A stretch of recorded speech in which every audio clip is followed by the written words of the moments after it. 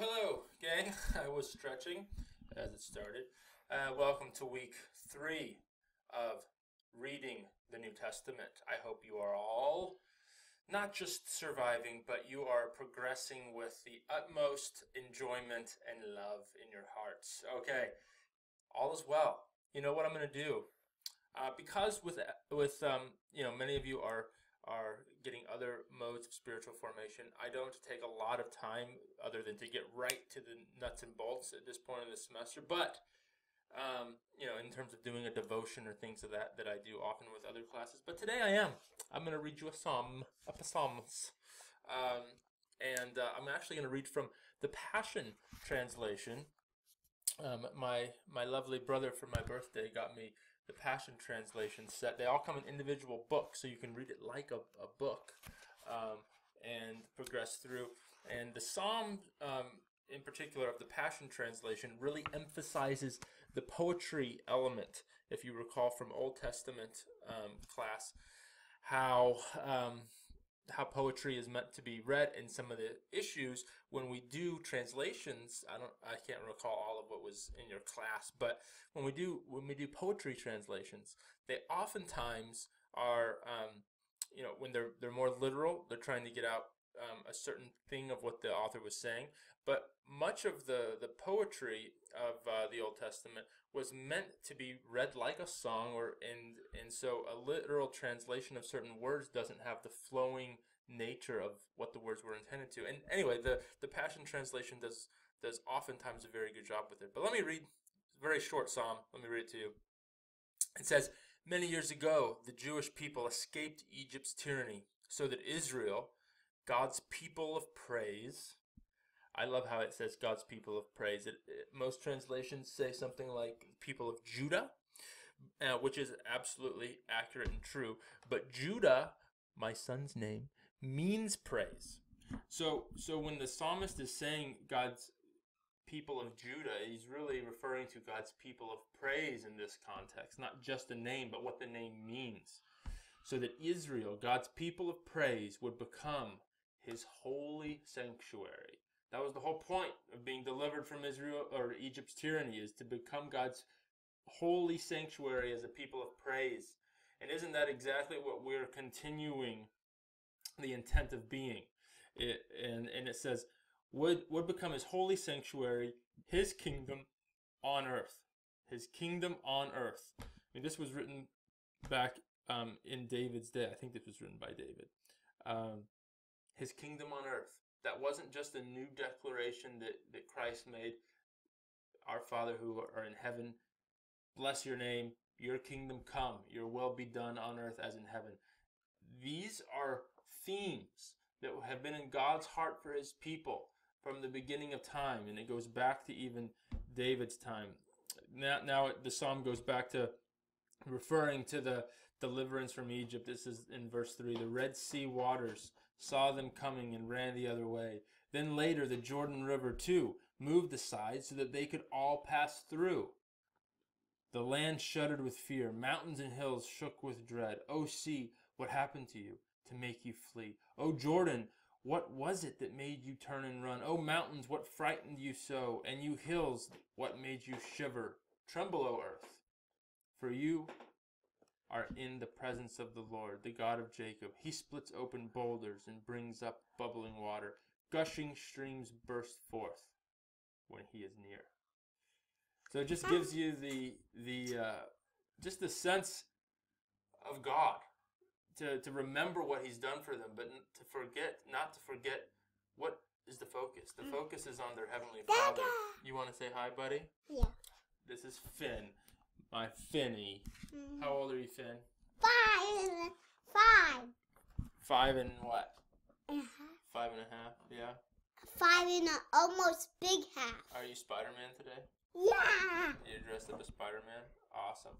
Well, Who are you talking I'm talking to my class that's online. So you I can wasn't say hi. talking to Michael. Well, you are talking right now. Hello. They can hear you. Wow. All right. Well, we got to go, buddy. Okay. Thanks. I got to finish up. Don't go on those cords. He likes to knock my cords down. Let me get resituated here. So hope you enjoyed that psalm, and did it minister to you?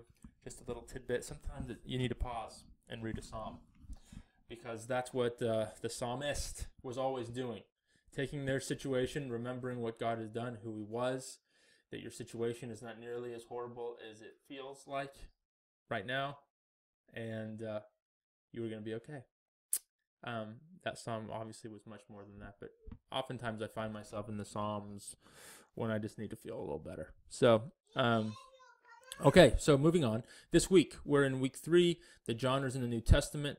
Here's your week 3 reading, Duval and Hayes and Marshall, pretty straightforward. And then you're reading the entire book of Ephesians. That's your only New Testament Bible reading this week. So again, we're not making you read the entire New Testament even.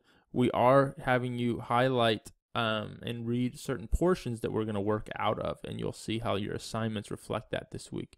Assignment 3.1 is the genres and interactive assignment. Find examples of poetry, wisdom lit, prayers, benedictions, and creeds or hymns in the New Testament.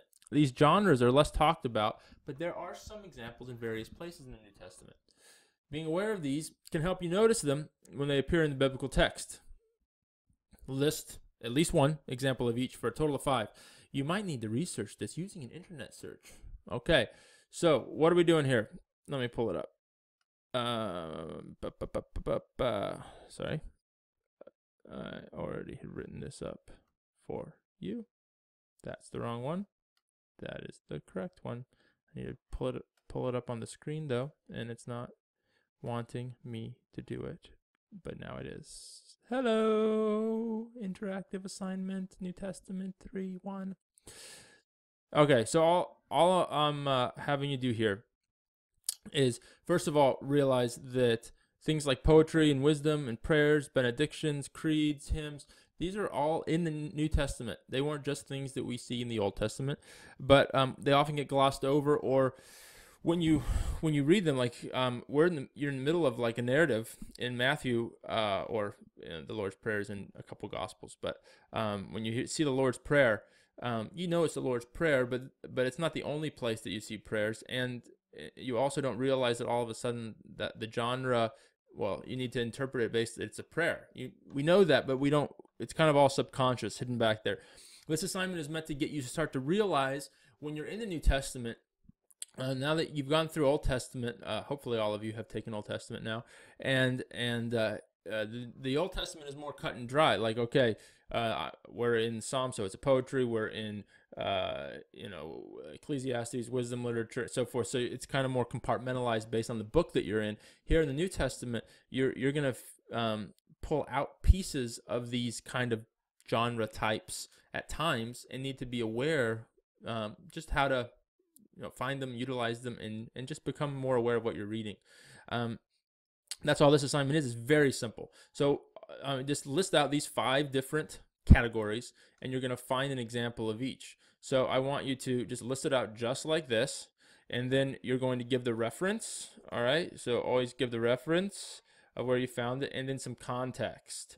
So if you found the poetry, somewhere in Matthew, you give the reference out of Matthew, and then the context, meaning like this is what was going on in Matthew, Jesus was talking here, and then this poetic dynamic came out in this verse. Okay, so I paused there for a second. Don't know if you could see that, but I got interrupted by another one of my glorious children. These are the 5 things. You're going to list them out: poetry, wisdom, prayer, benedictions, creeds. You're probably going to have to look them up, and that's totally fine. Do a Google search of benedictions in the New Testament. That's, when you hear the end of a letter and Paul goes, "Now to him who is able to do immeasurably more than all we ask or imagine," that sort of thing is a benediction. So you can literally just Google benedictions in the New Testament, or of Paul in the New Testament, something like that. You can do New Testament prayers from the Bible, wisdom literature in the New Testament, or in the Gospels, or in Paul's letter, something like that, where you just search it, find the reference, and then you find a good example that shows, oh, here's a clear hymn that's in the New Testament, or a clear reference to a prayer or a benediction or poetry. You need one example of each. If you can find several, that'd be great. So if you get one wrong, but you had 3 really good ones here, that'll really improve your paper. So yeah, that's the main idea. And if you have any questions, please let me know. Now, the next assignment is, well, let me read it to you first. The theological motif reflection. So after reviewing the book of Ephesians, here's where Ephesians comes in. Note the recurring ideas or motifs being like patterns or structures that you see in the book of Ephesians. So note any recurring ideas or the structure or the pattern that you see the author of Ephesians, who's Paul, doing as he writes the letter. In other words, what big concepts stand out to you or seem to repeat throughout the book of Ephesians. So in 2 to 3 pages, that's Times New Roman, double spaced, 2 to 3 pages, 12 point font. Did I say that? Okay. Highlight the key theological themes in the book and summarize your personal interaction with those themes. Okay. So I did another one of these doodads here to make it very clear. Okay. Remember, your main concept initially here is to find the ideas and motifs or the pattern, structure, big ideas, concepts that you see in Ephesians. You can do like an introductory paragraph if you want, or you can just divide it one into key theological themes and then your personal interaction with those themes. So, 2 to 3 pages means you do at least a page on these and at least a page on this about. Okay. So the idea here would be, what are some of the key theological themes in Ephesians? I would give you examples, but you know what? There isn't anything easier than looking at any, commentary or even, a Google search of themes of Ephesians, and you will find plenty of themes. I do want it first. Please do this for me. Do not look, before reading Ephesians or thinking about these themes, don't look up a commentary or look it up online. First, read Ephesians yourself. Then come up with some of these themes that you see with your own eyes. I promise you the effect will be much deeper. And you know what that also does? It allows the Spirit of God a chance to actually work and speak to you. Process with the Holy Spirit what you are seeing and picking up and what's being highlighted to you with the themes, the ideas, the structure that seems to be coming across in the book of Ephesians. And then jot those down, even if it's initially just in bullet form. And then you want to go back and look at a commentary or an online resource to see, okay, what do the experts or scholars say about, the themes of Ephesians? That's fine. And then you essentially would write out some of those themes there for at least a page and a half. And then your interaction with those themes, meaning not just how did those make you feel, but are you seeing those themes? What's your interaction? If you were going to share with a friend or a small group or even give a message on this, what's your personal interaction now that you know what the actual themes of that writer, Paul, is to Ephesians? How do you interact with that? Yes, that can have some application. What do we do with it as Christians? Yes, it can maybe be sharing how it's highlighting a story or a situation in your own life from these themes, or just what you're personally observing. You emphasize, hey, this was a theme that I thought was really significant or powerful, or I hadn't seen before, and I see how it maybe ties into other dynamics of the New Testament or a larger New Testament or biblical theme. This is your opportunity to share your personal interaction with the theme. So there's no cap on that. It's just the fact that you're talking about the theme in light of you talking about it and processing it and going personal, deep with it. It might stir up, stuff in your own life. You can share that as well, but you'll have your personal interaction and then just the theological themes there. Okay. Very straightforward assignments this week. If you have questions, obviously feel free to let me know, or it's always helpful to go on Facebook. I can interact there and let others see our interaction, or you can ask your classmates and they can help you as well. So enjoy. And discussion really quickly. I know this is getting long, but how should genre affect personal Bible study? How should it influence preaching in the local church? Feel free to provide a personal example if you feel that would help, in your own words, express how genres matter in a practical sense. All right, so again, this is just really getting into the concept of not any one particular genre. You can give some examples if you want, but when you're studying the Bible, and of course we're in the New Testament here, so just try to steer it towards the New Testament and the different genres that come up. How does that affect your personal Bible study? how should it influence the preaching? So have you ever, now that you're starting to get a little bit of some training here, are you thinking back of any sermons that you're hearing and you're seeing, oh, that person wasn't taking into effect the genre when they were preaching, and it kind of affected it? Doesn't mean they were necessarily wrong with what they did in the passage, but maybe they didn't emphasize things in the way they might have if they knew, or if they were really thinking in terms of what this genre is and how it should be emphasized. Sometimes it definitely is the reason why someone gets it wrong, interpretation or application of a text. Perhaps you appreciate those that you're hearing teach out of the word because you're picking up on the genres that they're emphasizing. Sometimes it's very subtle, and you don't have to reference every time you give a message or give a talk. Now, this genre is blah, blah, blah. Oftentimes you can say that, but many times you may start to notice that the person that's teaching is certainly aware of the genre. It's coming out in the message, but they're not necessarily talking about it or pointing it out. So that is something to discuss, and then just talk about how you think that it should influence preaching in general. Give some examples; those are always fun, and then give in your own personal words how genres matter in a real practical sense. Okay, that's your discussion this week. Have a great week. I love you all.